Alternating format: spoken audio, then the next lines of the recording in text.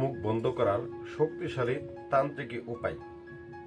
তো আপনার কি এমন কোনো শক্তিশালী কোনো শত্রু আছে যে দিনরাত আপনার ক্ষতি করার কথা চিন্তা করে বা বুদ্ধি করে আপনার নামে মিথ্যা অপবাদ ছড়ায় বা আপনার উন্নতিতে হিংসে করে আপনার পথ আটকে দিচ্ছে?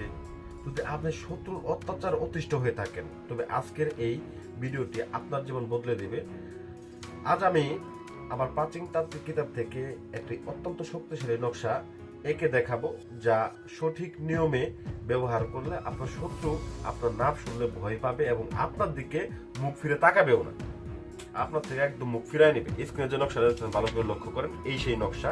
আমি নকশাটা আপনাদের সামনে অঙ্কন করলাম। এই নকশাটা এরকম ভাবে আপনারা অঙ্কন করে নেবেন। তো এই নকশাটা তো কাজটা করার জন্য, শত্রু দমনের জন্য বা শত্রুর মুখ বন্ধ করার জন্য কি কি দরকার, যে কি কি ধরনের জিনিসগুলো আপনাকে জোগাড় করতে হবে। প্রথমে একটা সাদা কাগজ নেবেন এবং লাল কলম নেবেন। এই লাল কলমের মধ্যে কিন্তু আমি জাফরান কালি ভরে নিয়েছি। তো এখান থেকে জাফরান কালি ভরে নিয়েছি এবং সামান্য পরিমাণে আতর নেবেন। এটার ভিতরে সামান্য পরিমাণে আতর আমি লাগাই নিয়েছি অলরেডি। তো আতর লাগাই নেবেন। নেওয়ার পরে কি করবেন, লক্ষ্য করবেন যে এখানে নিয়ম আছে, কারণ নিয়ম যদি মানেন দেখবেন 100% আপনি ফলাফল পাবেন। তো দেখুন স্ক্রিনে যেভাবে নকশাটা আমি আঁকছি ঠিক এরকম ভাবে আপনারা আঁকবেন। স্ক্রিনে যেরকম ভাবে দেওয়া আছে ঠিক একই রকম ভাবে, এখানে কোনো প্রকার আপনারা পরিবর্তন আনবেন না। তো এখানে নারীর ক্ষেত্রে হলে এই পাশে নাম লিখে দিবেন, আর পুরুষের ক্ষেত্রে হলে এই পাশে নাম লিখে দিবেন, ব্যাস। তো এটা সাবধানে লাগবেন যাতে করে ভুল না হয়।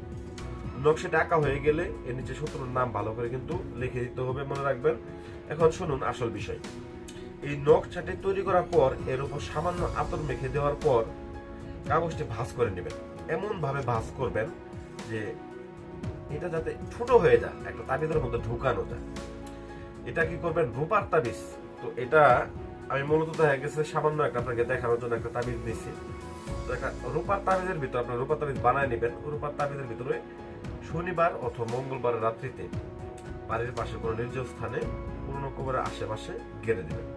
মনে রাখবেন, গেড়ে দেওয়ার সময় আপনার মনে মনে শত্রুর অনিষ্ট থেকে বাঁচার জন্য প্রার্থনা করবেন এবং শত্রুর কি কি চান আপনি সেটা আপনি মনে মনে ভাববেন। তো এই অবশ্যই আমি দেখেন এরকম ভাবে বলে দেন, তারপর মন দিয়ে মুখটা বন্ধ করে দিতে হবে। এই কাজটা অত্যন্ত সতর্কতার সাথে করবেন। যদি আপনার সমস্যা খুব গভীর হয়, আপনারা নিজেরা করতে একটি ভয় পান, তো স্ক্রিনে দেওয়ার নাম করে আমার সাথে যোগাযোগ করতে পারেন। আমরা নিয়ম মেনে আপনাদের হয়ে কাজ করে দেব। ভিডিওটি উপকার আসলে অবশ্যই লাইক দিন, চ্যানেলটি সাবস্ক্রাইব করুন। ধন্যবাদ।